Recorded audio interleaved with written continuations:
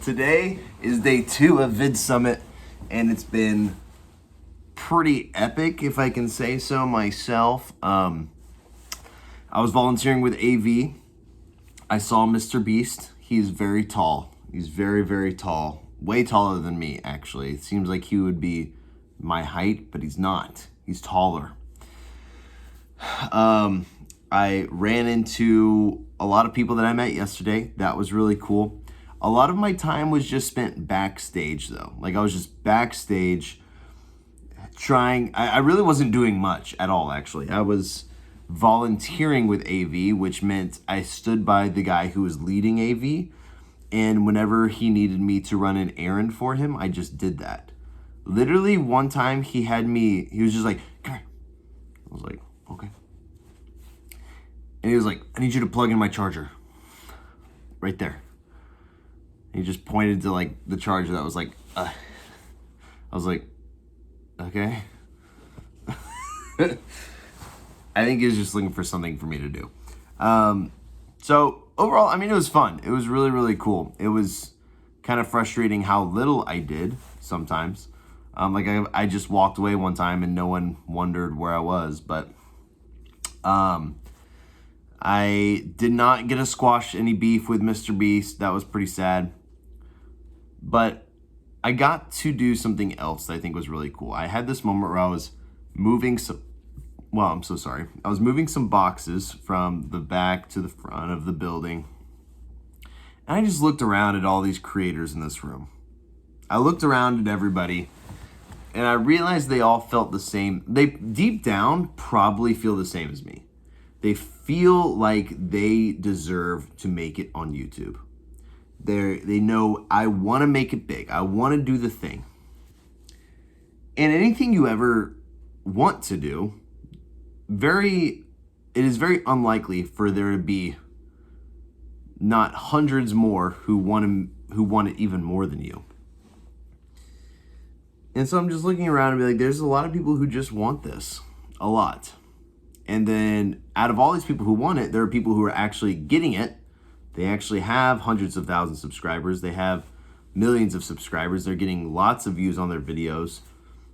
Or they're not. They're not making any money off their YouTube channel. They're wondering why it's not working. They're blaming YouTube. They're blaming TikTok. They say, it doesn't work. My videos aren't getting views, even though they should, which is just silly. But I just noticed that the people who make it are way less talkative than the people who haven't made it yet. The people who don't know what's going on, the people who are struggling to figure it out, are just very quiet or very loud. They're talking to as many people as they can. They're explaining all the things that they're trying to do. They're always talking about the things they're doing. And then you're in a circle and you see the one person who you know knows their stuff. They're just quiet, just listening, smiling. Yeah. And they're not really they're not intimidated. They're not scared to talk, but they also, I think they understand what's going on. And they're not trying to give a whole presentation in a circle of people. So the people that I've talked to that I know are doing very well all have the same trait. They're asking more questions about everyone else, while the people who are struggling to figure it out keep telling everybody else about them. I thought that was interesting. Because I was telling everybody about me. I'm just kidding. No, I related to that, and I think it's because most people who make it are really smart, and they have a high EQ. They're not just smart humans, but they understand people, and so they can assess situations, and they can understand how they can empathize with other people. And I think we sometimes forget how much these creators who do make lots of money and get tons of views, they're really smart. They act like they're just Joe Schmoes. And they are. Sometimes they are just Joe Schmoes.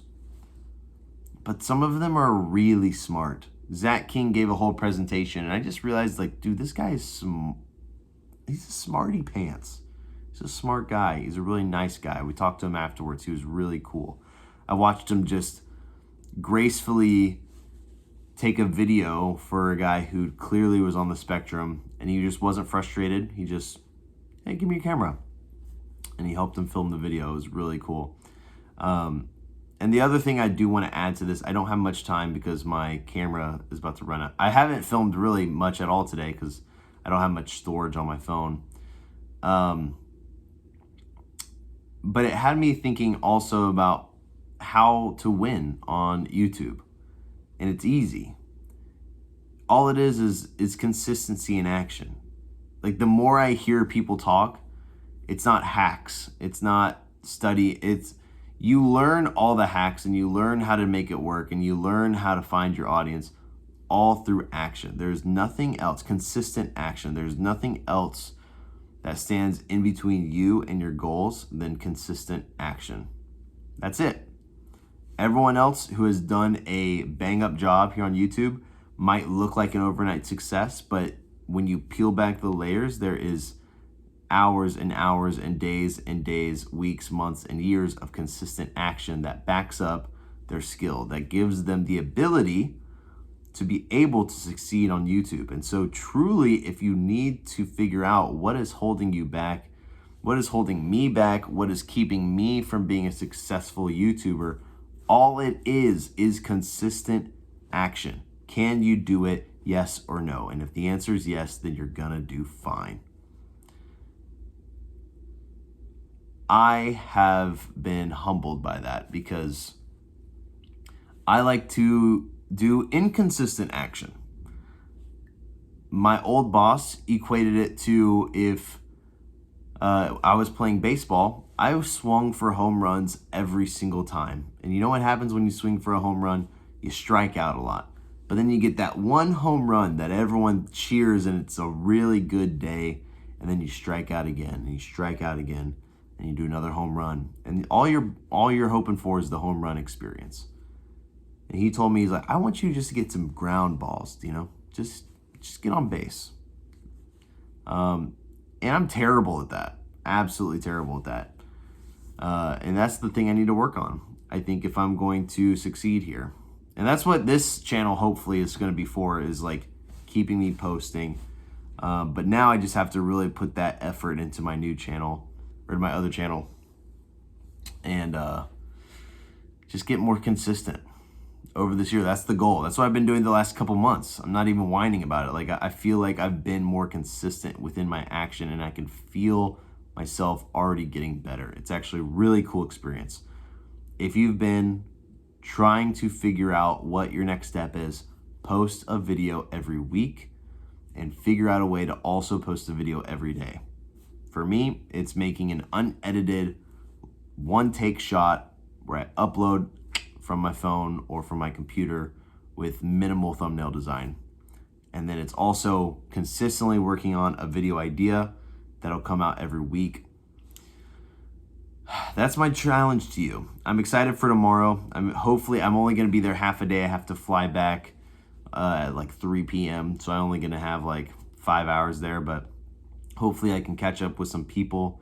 I'm hoping to catch up with Pete Z. I'm hoping to catch up with Hunter Williams, talk with them for a few minutes. That's really my main goal, actually, is just those two. Maybe there's a few others, but those are the main two that I would like to have some time. And Jenny Hoyos. Those are the main three. Maybe I'll even interview one of them on this episode tomorrow. So if you want to see what my day one recap was like, check out this video right here. Check it out. Do it. Day one recap right there. I love you.